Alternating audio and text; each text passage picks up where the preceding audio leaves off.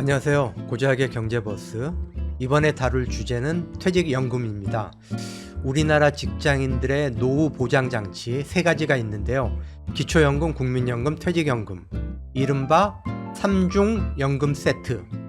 근데 기초연금 같은 경우에 65세 이상 고령층 중에 소득이 하위 70% 구간에 있는 분들한테 지급을 하고 있지만은 나라 복간이 여유가 없다 보니까 30만 원대로 아주 미미한 액수고요. 국민연금은 1988년에 만들어진 제도인데 선진국에 비해서는 역사가 굉장히 짧죠. 그리고 IMF라든가 글로벌 금융위기를 거치면서 중도에 직장 생활을 정리한 분들도 많이 있고, 또 자영업 하는 분들은 어렵다 보니까 또 중간에 국민연금을 내다가 또 못 내는 분들도 있고, 전반적으로 가입 기간이 짧은 편이에요. 그래서 65세 이상 고령층의 월 평균 국민연금 수령액이 65만 원밖에 안 됩니다. 그러니까 마지막으로 의지할 직장인들의 마지막 보루가 사실 퇴직연금인데, 이 퇴직연금은 이 직장인들이 사실 퇴직연금 제도에 대해서 굉장히 좀 복잡하거든요. 잘 몰라요. 그냥 방치해 놓는 경우가 많은데, 우리가 20년, 30년 직장 생활을 하면서 퇴직연금을 잘만 운용을 하면은 퇴직을 하는 시점에 다른 사람보다 2억, 3억 이상의 퇴직금을 챙길 수가 있다. 그래서 좀 세심하게 관리를 할 필요가 있는데, 다행스럽게도 10월 31일 지난주 목요일이었죠. 목요일부터 새로운 제도가 시행이 됐어요. 그게 뭐냐? 퇴직연금 실물 이전 서비스라는 거예요. 그래서 이거를 잘만 활용하면은 우리가 퇴직연금을 지금보다 훨씬 더 규모 있게 불릴 수가 있다. 그러면 퇴직연금 실물 이전 서비스가 뭐냐? 예를 들어서 우리가 은행의 예금 형태로 퇴직연금을 관리를 하고 있는데, 가만히 보니까 증권사의 수익률이 훨씬 높은 상품들이 많다 이거예요. 그러면은 내가 이전을 하려고 하면은 예금을 해지를 해야 돼요. 중도에 해지를 해가지고 현금을 확보한 뒤에 증권사에 새로 계좌를 만들고, 뭐 그게 주식에 투자하는 상품이든 채권에 투자하는 상품이든 가입을 새로 해야 되는데, 중간에 예금을 해지를 하면은 당연히 이자 손실을 보게 되겠죠.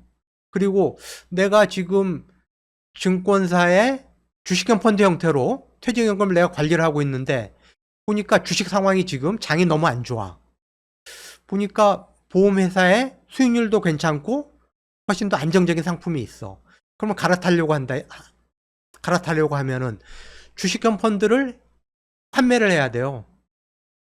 판매를 해가지고 현금을 확보를 한 다음에 다시 보험사로 옮겨 타야 되는데, 그러다 보면 당연히 손실이 날 수밖에 없죠. 그런데 퇴직연금 실물 이전 서비스는 내가 A라고 하는 은행에서 B라는 증권사로, 또 B라는 증권사에서 C라는 보험회사로, C라는 보험회사에서 A라는 은행으로 자유롭게 갈아탈 수가 있다. 중도 해지나 환매를 하지 않고도 수익률이 더 좋은 금융회사로 옮겨갈 수 있다는 거죠.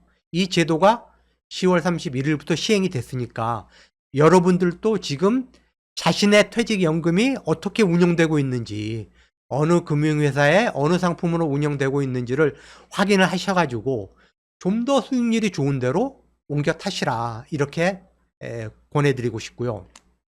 그러면은 먼저 퇴직연금 제도라는 게 무엇인지 정확하게 이해할 필요가 있는데요. 과거의 퇴직금을 생각해 보시면은 아주 단순해요.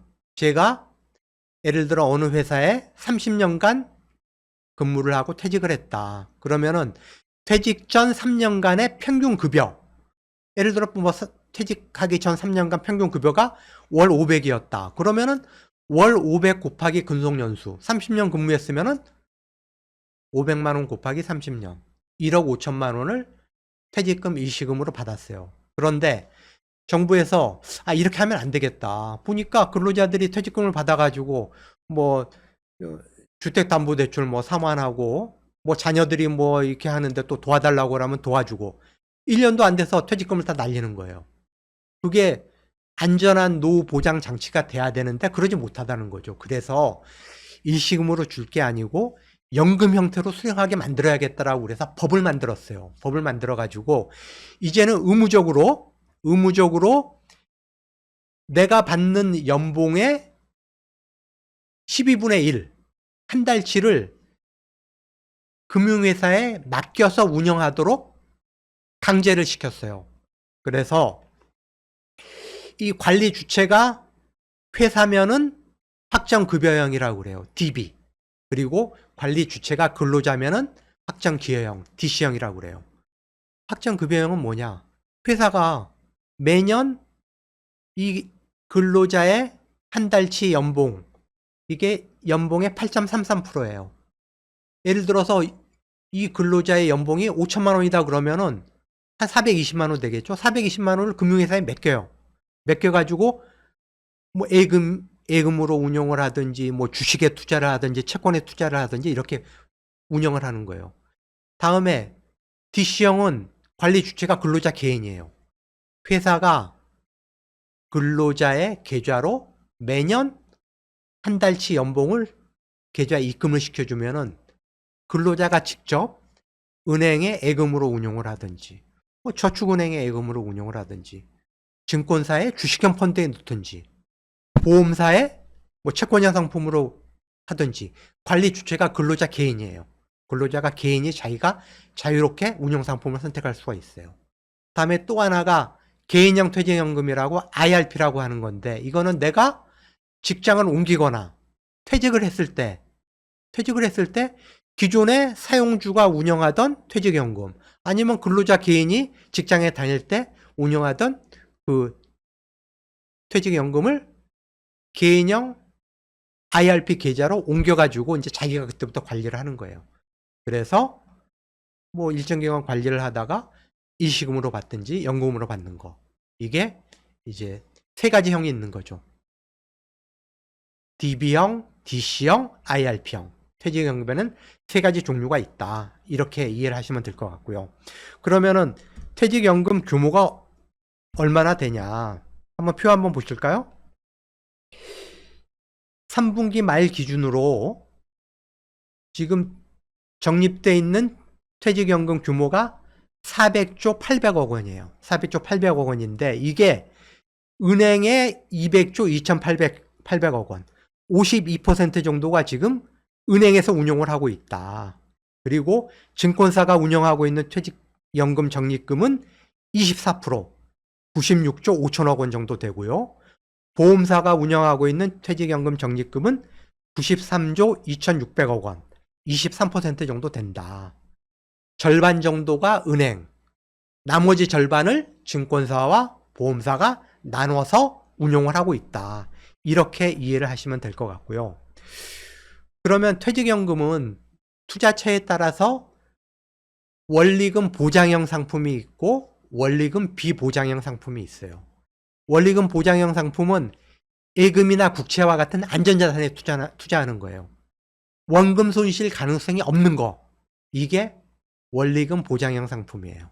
그리고 원리금 비보장형 상품은 개별 종목 주식에 투자를 하거나 뭐 테슬라나 뭐 애플이나 이런 뭐 미국 주식에 투자할 수도 있고 우리나라의 삼성전자나 SK하이닉스나 뭐 아니면 뭐 KB금융이나 신한은행이나 이런 개별 종목에 투자할 수도 있고 주식형 펀드에 투자할 수도 있어요. 뭐 반도체주라든가 뭐 유망한 IT주라든가 미국의 빅테크주라든가 이렇게 몇 가지 종목을 골라가지고 주식형 펀드에 투자할 수도 있는 거고 아니면은 채권형 상품도 있어요. 뭐 국내 민간 기업 중에 뭐 유망한 회사채 몇 가지를 골라서 투자할 수도 있고 개별 종목에 투자할 수도 있고 아니면 70%는 주식, 30%는 채권 이렇게 운용하는 상품도 있고 수백 가지 상품이 은행, 증권사, 보험사들이 수백 가지 퇴직연금 상품을 만들어서 운영을 하고 있다. 그런데 83%는 원리금 보장형 상품이다. 17%만 원리금 비보장형 상품이다.